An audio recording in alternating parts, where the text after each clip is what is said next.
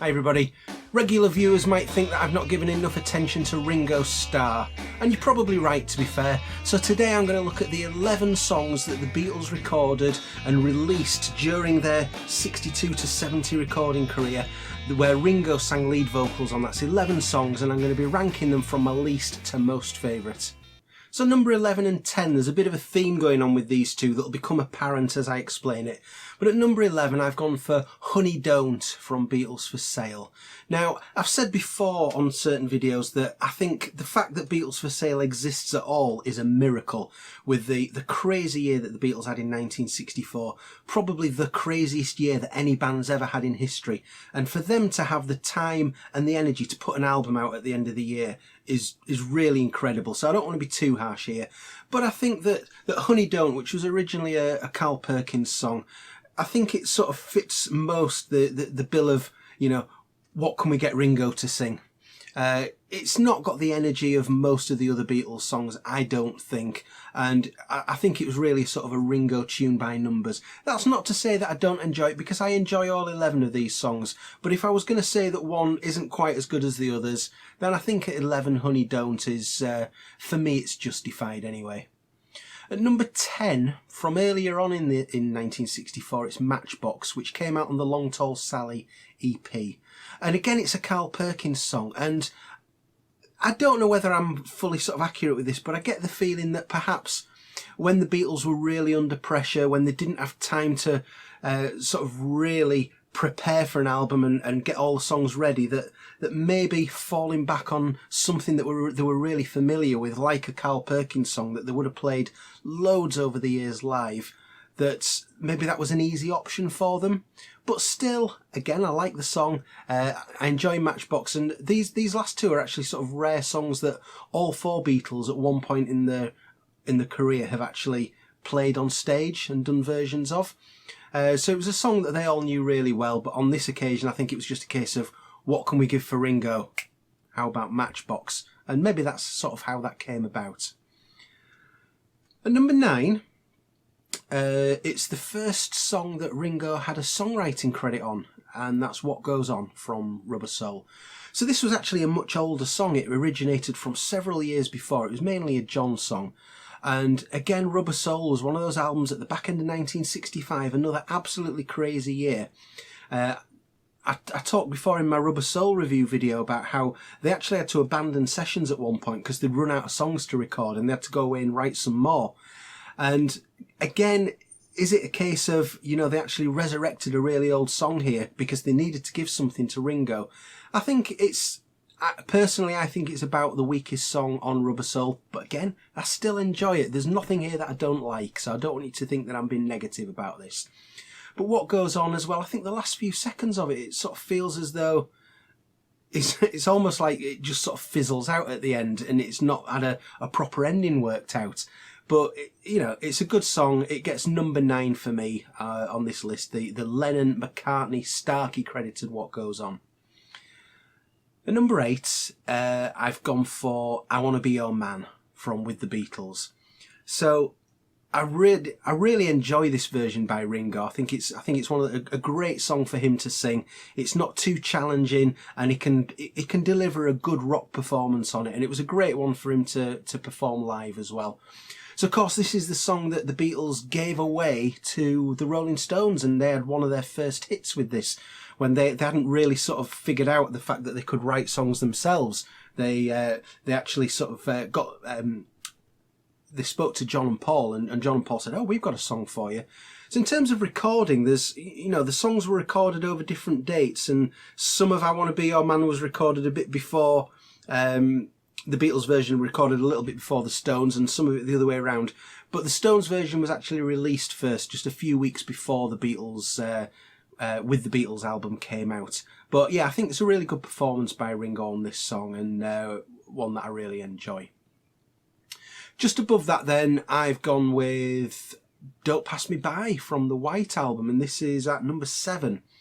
So this is the first song that's just credited as a Ringo composition. So he's talked in the past as Ringo about how he often used to think he'd written a song, And then when he presented it to the boys, they'd sort of laugh and tell him that he'd actually just rewritten, for example, an old Carl Perkins song.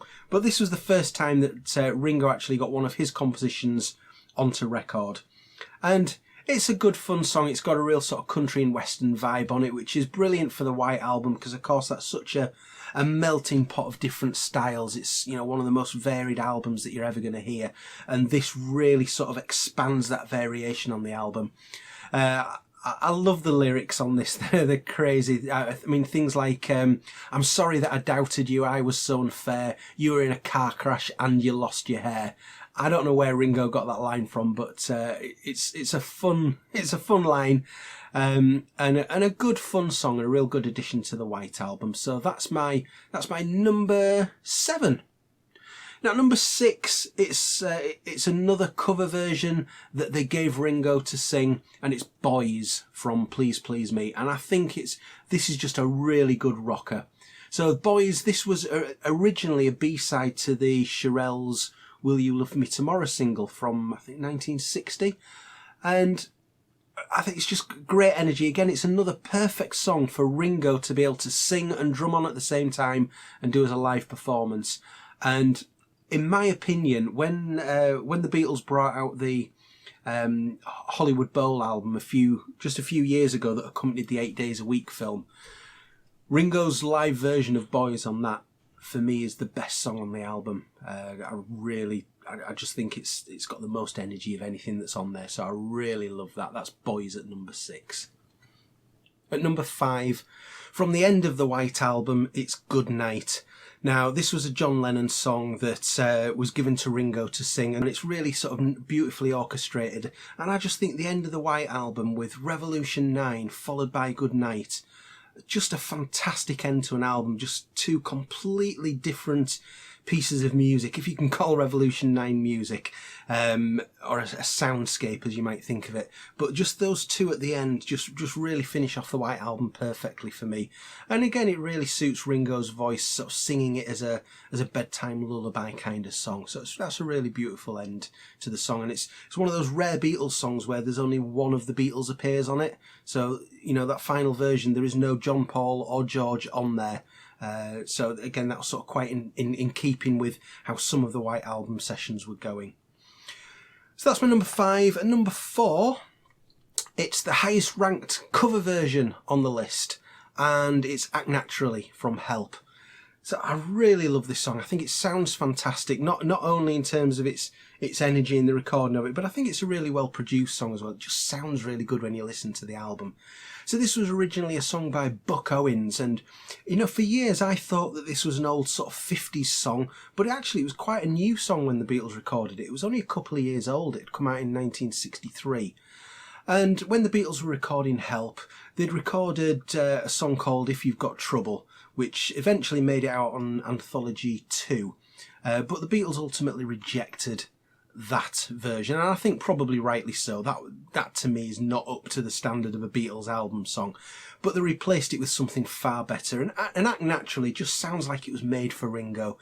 You could imagine John and Paul writing that song for Ringo, because of course he was becoming a star of the Beatles films. That his sort of natural presence on film was coming through, and he was seen as sort of probably the best actor of the four. So the lyrics fit that perfectly, and I think it's a great song for him, one that I really love. So that's number 4. Okay, into the top 3 classic songs here, and you could probably argue a case for any of these in any order, but at number 3 I've gone with Yellow Submarine from Revolver. So brilliant song that Paul McCartney wrote. Originally it was another one of those songs where he'd sort of it'd been kicking around in his mind for a while. He'd sort of had an idea for a children's song. He mentioned about in one interview in 1989, I remember, where he talked about that sort of period where you're in bed, you're trying to get to sleep, and you're sort of half awake and half asleep, and your mind starts wandering. And it was that kind of phase he was in when the ideas started coming to him. But it sounds brilliant. All the sound effects, they were obviously having so much fun in the studio, and you know, a whole film came off the back of this song.